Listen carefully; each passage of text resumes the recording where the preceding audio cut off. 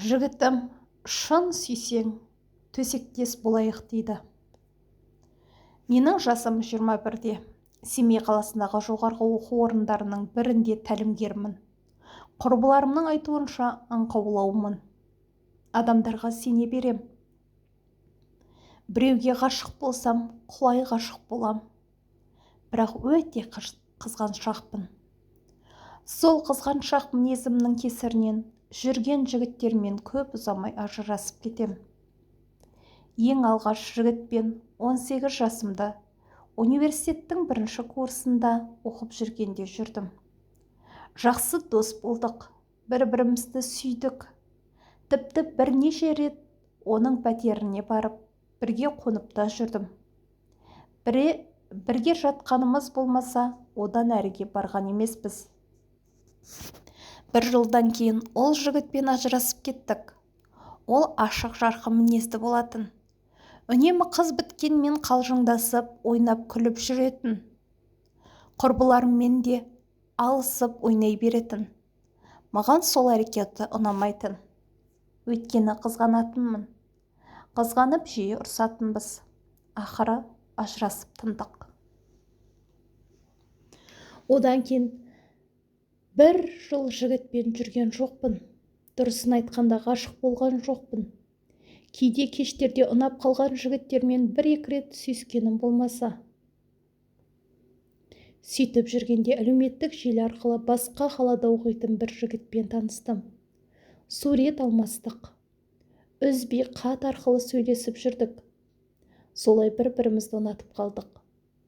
Бір күні ол мені іздеп келмекші екенін айтты. Мен қарсы болғам жоқ.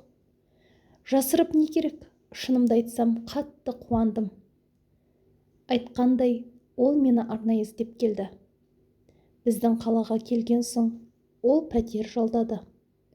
3 күн бірге қыдырып, бірге кино көріп, бірге саябаққа барып серуендедік. Мен түске дейін сабаққа барып келем. Қалған уақытта үнемі бірге болдық. Тіпті 3 күн бірге қондық. Бірақ бөтен әрекетке барған жоқпыз. Құрбыларым бір көрген адамның қасына қона салғанын қалай деп ренжіді. Бірақ мен онда тұрған не бар деп оларды тыңдаған жоқпын. Расымен де, онда тұрған не бар? Адамға сену керек қой. Ал сүйген адамыңа 2 есе сену керек деп ойлаймын. Бөтен әрекет жасап, төсек қатынасына түсіп жүрген жоқпыз ғой. Ол жігітпен де 1 жыл жүрдік. Ол 2-3 ай сайын келіп тұрды. Келгенде үнемі бірге боламыз. Уақытымыз өте көңілді өтетін. Сол кезде өзімді нағыз бақытты адам сезініп жүретінмін. Бірақ қасымнан кетсе, не істеп жүр екен, кіммен жүр екен деген сауал мазалап қызғанатынмын. Сосын телефон соғам. Телефонды көтермей қойса, не біреумен сөйлесіп жатса, ұрыс бастап кетем. Ұрысымыз жиіліп, ақыры ол жігітпен де ажырасып кеттім. Қазір қаладағы басқа университетте оқитын бір жігітпен жүріп жүрмін. Кейде оның пәтері бос болғанда бірге қонамыз. Бұрын жай бірге қонып қана жүретінбіз.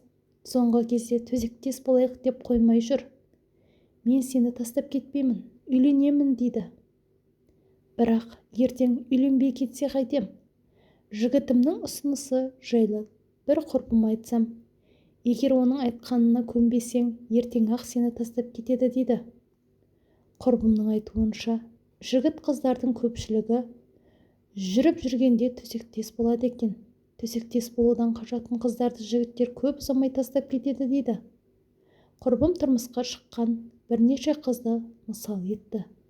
Олардың бәрі де үйленгенге дейін төсектес болған көрінеді. Құрбымның айтқанының да жаны бар секілді. Өткенде пәтер бос болып бірге қонайық деген. Бірақ менің бір жұмыстарым болды да бара алмайтынымды айттым. Содан бері жігітім менен жырақтап жүр. Телефон соқсам, әйтеуір бір сылтау айтады. Енді онымен де ажырасатын сияқтымыз. Жоқ әлде оның ұсынысын қабылдауым керек пе? Тоғжан, Семей қаласы. Құрметті оқырман, адасып жүрген қыздарға дұрыс жол сілтеңіздер. Каналыма тіркеліп кетіп, лайк басуды ұмытпаңыз. Шынайы ой-пікіріңізді қалдырыңыз. Оқырманым міндетті түрде хаттарды оқиды. Өмірлік сабақ болсын.